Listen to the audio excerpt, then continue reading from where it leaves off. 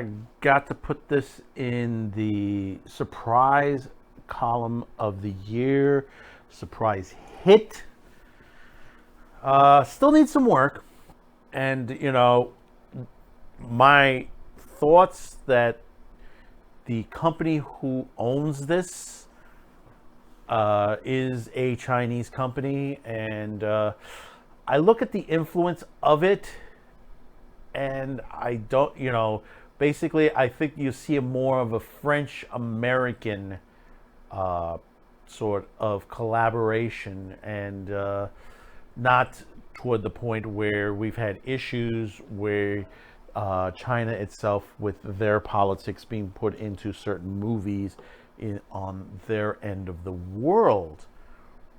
But before we start, once again, I want to thank all of you who have subscribed, like, share. We are still in the 430s. We're trying to get to that 500 level.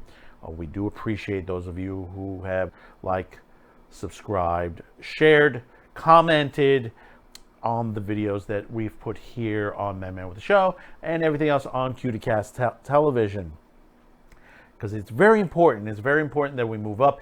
By you sharing this video with others and they click in and subscribe, that helps us greatly in the algorithm. Because basically, YouTube can't push us back deep in the algorithm. And we have been shadow banned. There have been many times we shadow banned on certain of our videos, on certain discussions, and we have tested it. If you've seen certain unusual videos that we've put out, and there's a reason for that, is because basically we have been testing some new stuff out, some new titling, some new basically subject matters on there, because basically, it's hard. It's hard to be here on YouTube, but we do want to be here because there are a lot of people of you out there that do enjoy this type of programming, and we don't want to go. We don't want to be forced off this site, and we're not going to be. The only way they're going to do is they're going to have to get rid of us. Literally, they're going to have to get rid of us on this there. And there are other two sites that we on, Odyssey and BitChute, and we're doing well on those sites as well. We're getting a good amount of comments. Odyssey is still building. It's like YouTube. It takes time. People think it's going to be overnight. They're going to expect numbers like what happened to Arcane Law just recently. Is you hit one, and then people start flocking to you, and that's what we do. We try to get people to come in, at their leisure, their comfort zone level. That's what we want. So thank you again. Netflix Arcane. I was shocked with this. This is something that is part of League of Legends. First, I just want to mention, I'm not a League of Legends player. I don't like the company Tencent. I don't play this type of game. I used to play similar categories of this game a long time ago, but not from Tencent. And they were enjoyable, and I do like this classification of gaming. But when it comes to League of Legends, I really haven't delved into it. I mean, recently I've been looking into the lore of the characters just to discuss a little bit on here.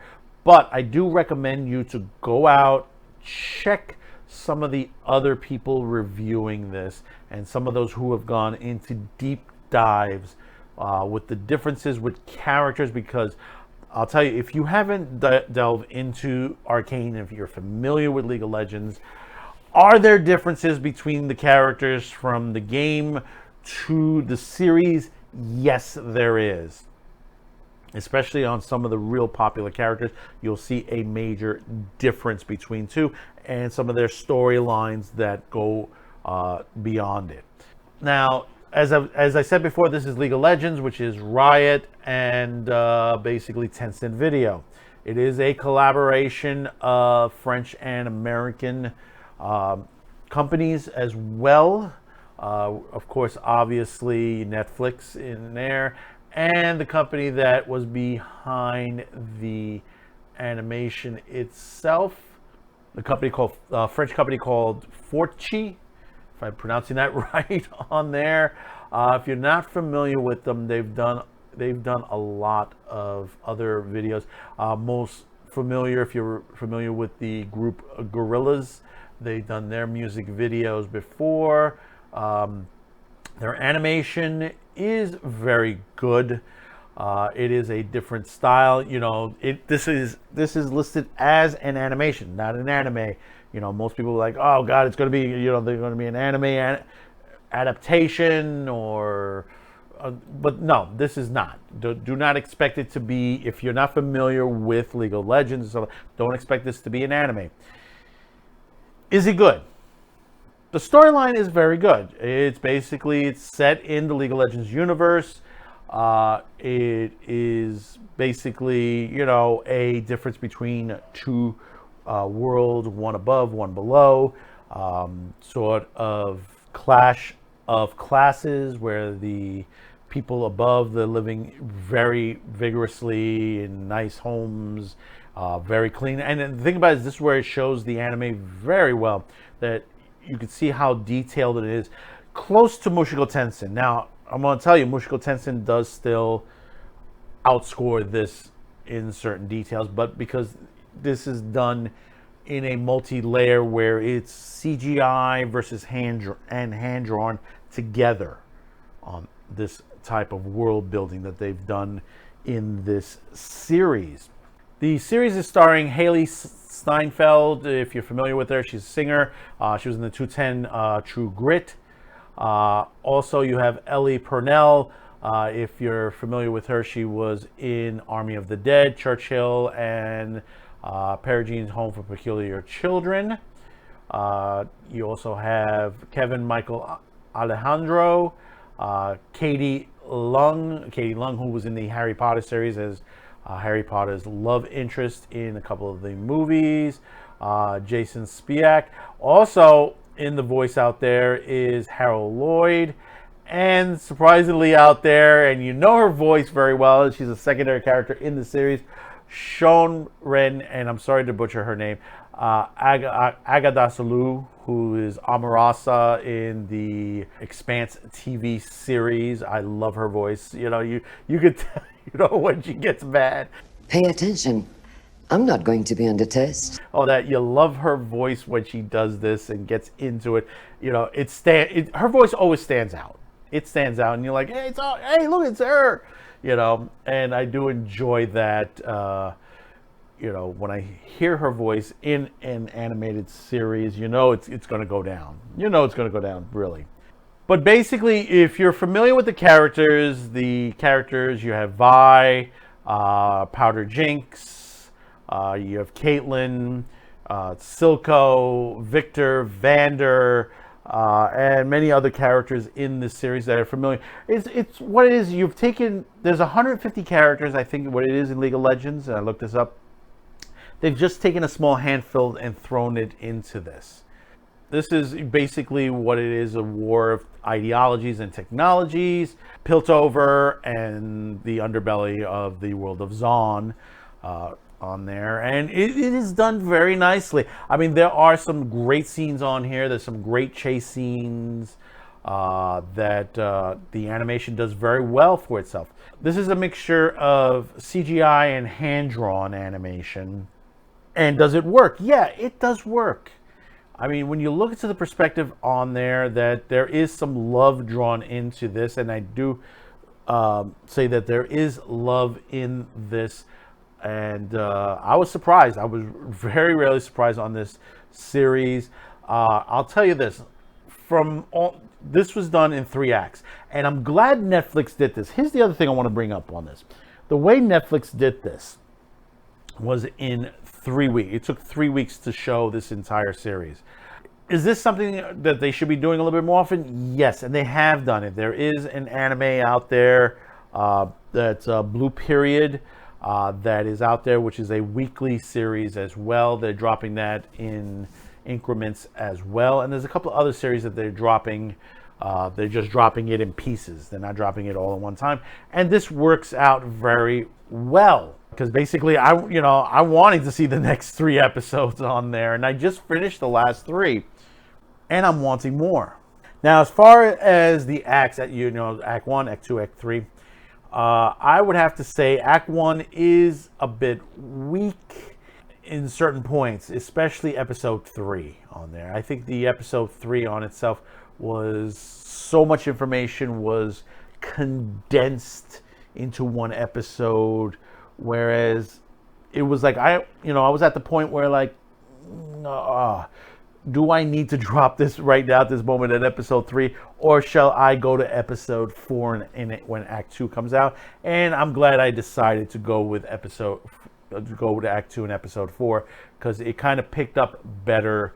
Now, the way the segments go is Act 1 is in one part of this, as far as the characters goes, and we mostly focus on Vi and Jinx, even though there was, with Victor, Silco, all the other characters on there. But mostly, I would say this is a Vi Jinx series. Act 1 is in their when they were young. When we get to Act 2, this is years later, and Act 3 is a continuous straight on of the episodes from that point on. The voice acting is very good. It's point on, spot on to the characters themselves. Now, understand this, and this is where it becomes where the difference is.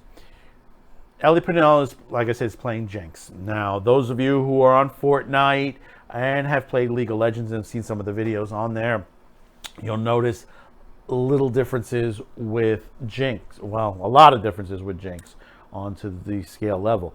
I would consider Jinx, when it comes to the game and Fortnite, is more toward a Harley Quinn type character, where she's like really, over the top, she is crazy on there. And that's what the main character is. She's playing with a mental instability on there. Now, when it comes to Arcane, the series, you'll see Jinx being more psychologically unstable, more darker version than the game itself. And if you've seen some of the videos on there, the music videos and the cinematics, you see her a much lighter character than the TV series itself. And that's the same thing that goes on with some of the other characters. Some of the other characters are rewritten in certain things.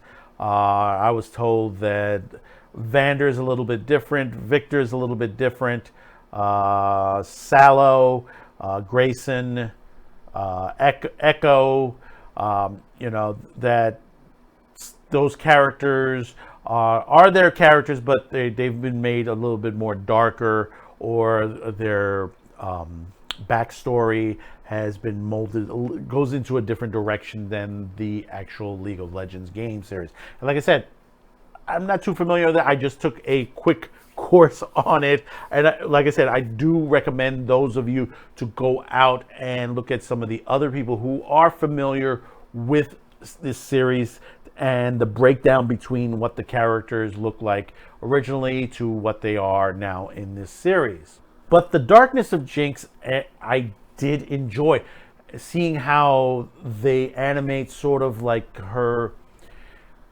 psyche manifests itself, and you're seeing it from her point of view on how she's seeing it, and that's brilliantly done. And you're seeing the aspects, very good character drivens that the French itself is able to animate in there. And this is why they've done with certain stories in the comic book industry. Some of them haven't translated well into filmmaking, but you could see some of that style thrown into this series. Now, one sort of glitch that I have is when you have a lot of characters in a series, the series tends not to maintain sort of a balance within everybody's storyline. This surprisingly does it well. It does it very well. Like I said, with the exception of the condensed, like in episode 3, it works out. I mean, there are some great fight scenes in this series. The other thing is the score, the music score itself, which is the main title theme, Enemy, is done by Dragons and JID. The music hits spot on for this series. I mean, that opening alone, if you don't want to skip the opening every time when you watch the next episode. You're like, do you want to skip? Netflix always says, do you want to skip now? I said, no. This song just kicks it left and right. There is 2 music videos out there, which is a live action music video with a mixture animation, and then there is the animated version, which is in a part of it is in a scene in, I think, what is it, episode 2 or 3, I think it is on there. I might be mistaken on that, which is episode. I might have them in reverse, but it plays very well. And like I said, always, when you have a good series or movie, when you have a kick-ass soundtrack.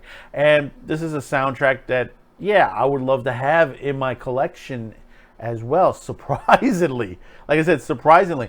And considering that video game adaptations to animated or live action don't do too well at all. I mean, you can hark back to Castlevania, or looking back at Sonic the Hedgehog movie, which also did very well for itself. Some people say, you got to throw Resident Evil in there. Yeah, you can. I mean, there are some, not all of them are good. Some of them are so-so on there.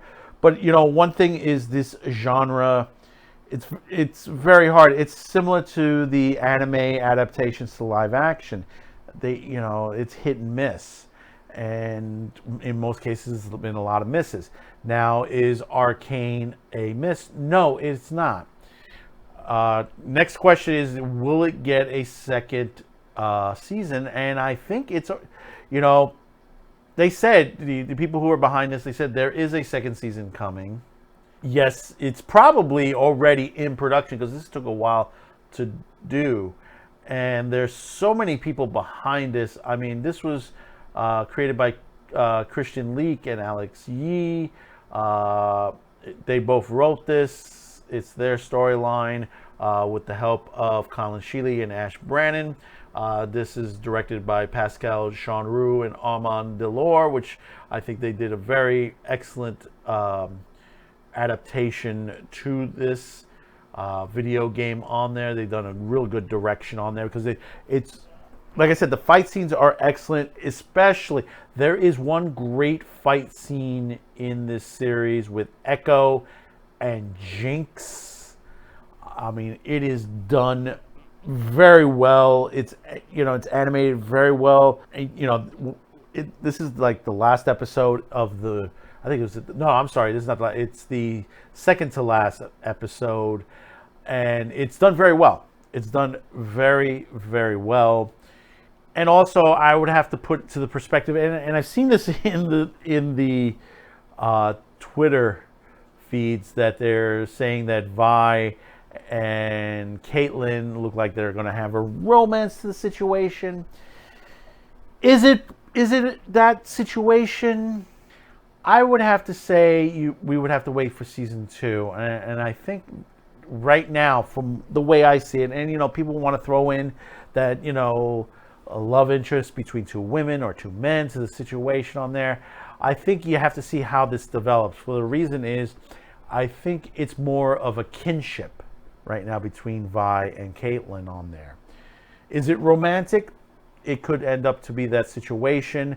I mean, there are some scenes where it looks like there's one scene in there where they're laying in bed together, and Vi's just reminiscing to the days of her and her sister, and she says powder, all the time on there, to saying like, oh, we used to be on a bed much smaller, and this is how our lives went. And that's why I see the kinship between the both these characters to that situation. I mean, yeah, it may end up to be a romance to the situation, but it's not forced upon it. Now, some of those online is, they're trying to force it, but don't force it. Let the story develop. If it doesn't become that way, don't be mad at it. Don't be mad at it. It might not be written to that perspective. I looks at Caitlyn maybe like she looks at Powder, what Powder should have become. You know, that could be a possibility. You know, they may become, Vi and Caitlyn may become very good friends, or toward a sisterly type of relationship to that point.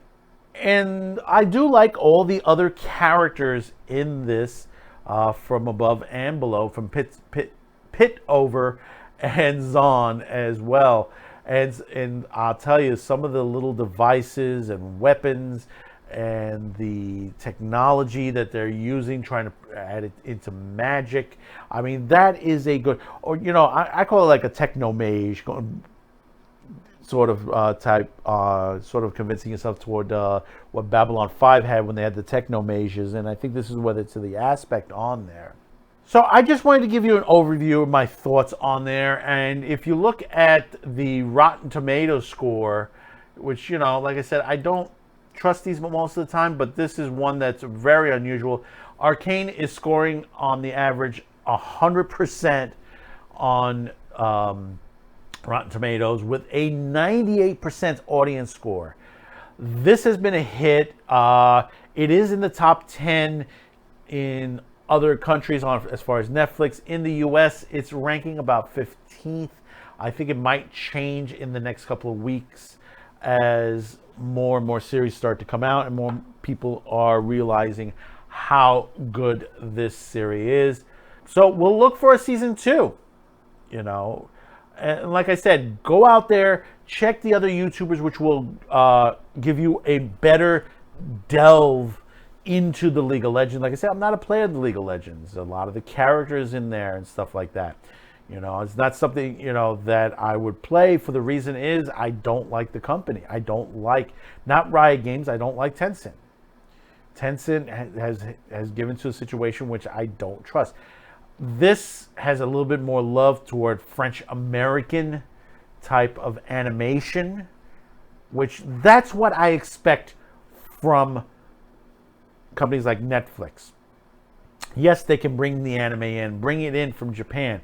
But if you want to make good series, good animated series, this is what you need to look at. You need to look at this situation as far as a series overall. If this is successful to the point which we're starting to see it is, as far as the numbers and the reviews, this is where you have to stay in. You need to look at this perspective. Why is this successful to that perspective? Is it because it's the video game people have come in? Yes. Is it where you got new viewers to watch this? Yes. This is what you need to look at when not only animation, from your series as well. This is how you make a series. Not perfect, but keeps you watching. It is a good story. It holds up. And like I said, the only part I had the problem with it was episode 3 of that condensation of information into episode 3. But I can give it a pass on that. So thank you for tuning in. Please comment freely below on how you feel about this. And don't forget to subscribe, like, and share this video. And we'll see you on the next one. Thank you for tuning in. And bye-bye now.